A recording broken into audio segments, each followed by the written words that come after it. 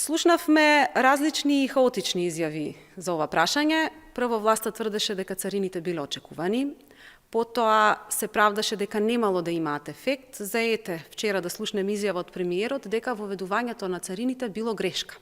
Ова не е само несериозност, ова е крајна неодговорност со директни последици врз економијата и дипломатијата и државата. Одлуката на САД за воведување царини во износ од 33% за Македонија, што е меѓу највисоките стапки во Европа, е уште еден пораз за владата предводена од Мицкоски и ДПМН и незината надворешна политика.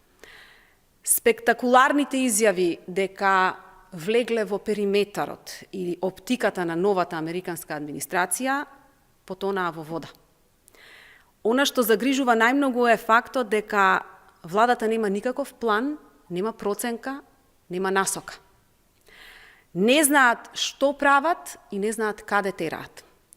СДСМ смета дека владата мора веднаш да седне на маса со официјални представници на американската администрација и да започне сериозни преговори. Секое друго сценарио, секоја избрзана мерка може дополнително да ги влоши состојбите. Доста се владини експерименти со економијата и со дипломатијата, потребна е сериозност и одговорност.